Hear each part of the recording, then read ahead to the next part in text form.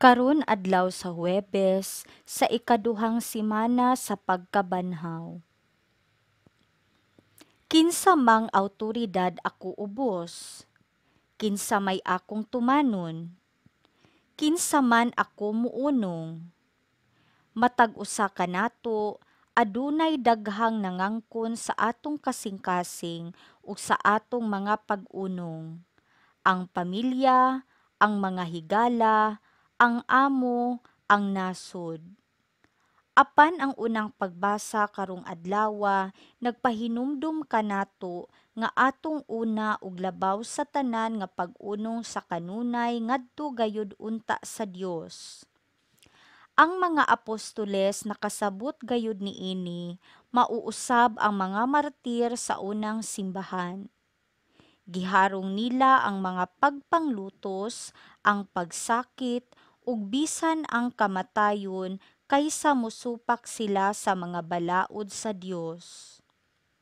Bisan sa atong panahon karon, adunay mga tawo nga muharong sa pagkawala sa ilang sayop, sa pamilya ug mga kahigalaan, ang pagkawala sa trabaho, ug bisan ang pagkawala sa ilang kaugalingong kagawasan o sa ila mismong kinabuhi tungod sa ilang pagtuo ug sa matang sa pagkinabuhi nga gikinahanglan niini.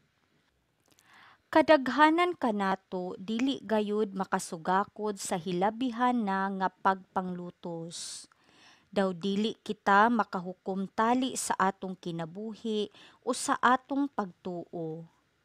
Apan mahimong harungon nato ang mga sangputana niini diha sa panarbaho tungod sa atong mga pasalig.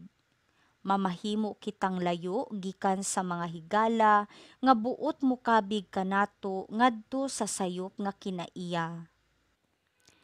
Gikinahanglang magdumili kita sa atong kaugalingon sa mga buta nga gusto nato aron matuman ang atong mga obligasyon sa pagpuyog maayong kinabuhi. Dili gayud sayon ang pagtuman sa Dios, apan ang atong gugma sa Dios maghimo niining mga sakripisyo nga malipayon. Pamalandong. Sa akong pagkabinunyagan, nagmatinumanon ba ako sa mga balaod sa Dios?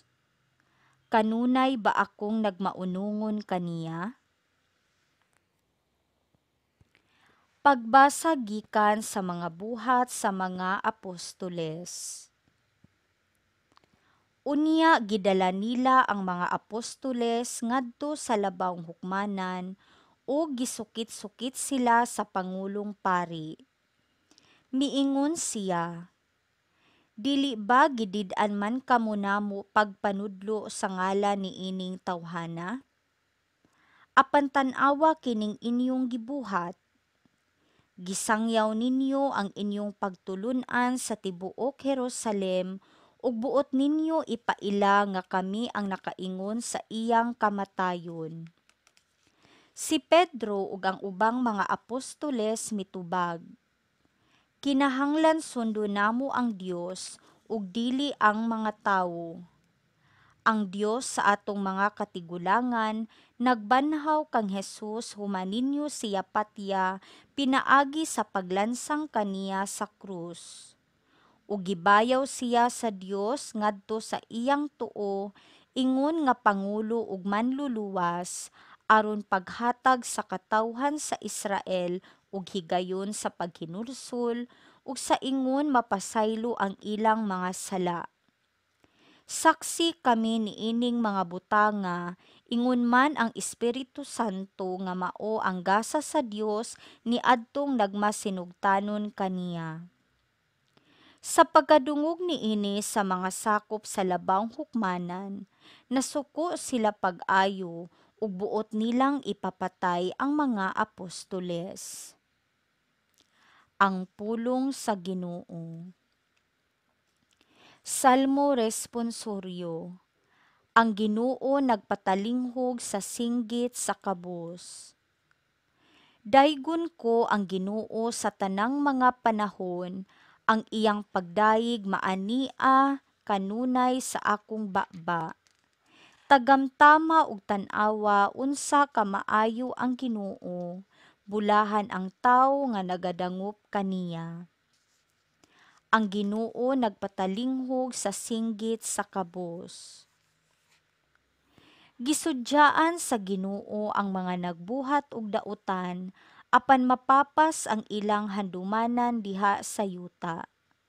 Sa pagsangpit sa mga matarong, ang Ginoo namati kanila ug sa tanan nilang mga kagul-anan giluwas niya sila.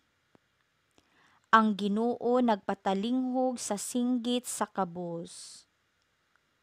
Ang Ginoo haduol sa nagahinulsol ug sila nga naguol sa espiritu iyang giluwas. Daghan ang mga kasakit sa mataro nga tawo apan kanilang tanan giluwas siya sa Ginoo. Ang Ginoo nagpatalinghog sa singgit sa kabus. Pagbasa gikan sa Santos nga Ebanghelyo sumala ni San Juan. Si Jesus miingon kang Nicodemo. Siya nga gikan sa itaas, labaw sa tanan. Siya nga gikan sa yuta, yutan-on, ug magsulti siya mahitungod sa mga butang yutan-on. Siya nga gikan sa langit, labaw sa tanan. Nagmatuod siya sa iyang nakita ug nadungog, apan walay mituo sa iyang gisulti. Ang mutuo sa iyang mensahe nagmatuod nga matinud-anon ang Dios.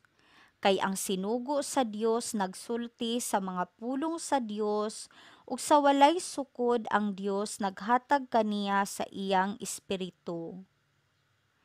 Ang amahan nahigugma sa iyang anak ug gitugyan sa amahan ang tanan ngadto kaniya.